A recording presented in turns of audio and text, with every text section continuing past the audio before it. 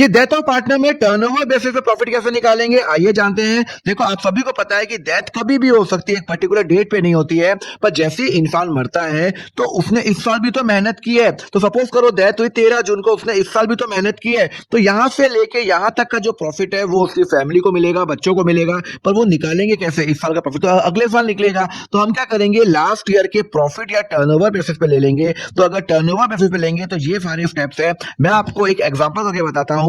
ABC partners है, उनका profit share ratio 3:1 है।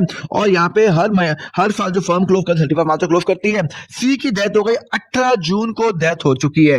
अब लास्ट ईयर जो प्रॉफिट था वो ये था, लास्ट ईयर का टर्नओवर ये था, प्रॉफिट ये था। कंपनी ने इस साल 1 लाख जनरेट किया। अब वो बोलता है कि इस साल का प्रॉफिट का शेयर निकालो। एक बात बताओ, उसकी डेथ 18 जून को हुई है, तो यहां से लेके यहां तक जितना भी उसका जो शेयर होगा वो तो अगले साल मालूम चलेगा। पर उसकी फैमिली को मुझे आज क्लियर करना है। तो मैं क्या करूंगा, लास्ट ईयर का प्रॉफिट कितना था? सर लास्ट ईयर का प्रॉफिट था 1,50,000। ये 1,50,000 मैंने लास्ट ईयर कितने रुपए पे कमाए थे?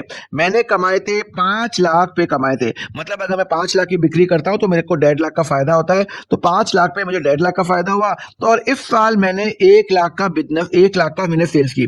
तो अगर मैंने 5 लाख की सेल्स की तो 1.5 लाख का फायदा हुआ। तो 1 लाख पे मुझे कितना फायदा होगा? चलो निकालते हैं। 1,50,000 into 100 divide by 500 is equal to 30,000। 30,000 हो गया। अब उसमें से उसका शेयर कितना है? डेथ पार्टनर का शेयर कितना है? सर सी की डेथ हो गई है तो 1/6। मतलब इस साल मैंने 1.5 लाख रुपए कमाया था लास्ट ईयर, 1.5 लाख पे 5 लाख पे कमाया था। इस साल मेरी 1 लाख की सेल्स हुई। तो इसका मतलब है 30,000 into 1/6 which is equal to 5,000 वो सी पार्टनर ने कमाया है। ये 5,000 रुपए मैं सी के फैमिली को दे दूंगा। तो एंट्री करूंगा profit and loss suspense debit to C capital 5,000 and 5,000। Clear है? कंसेप्ट समझ में आया?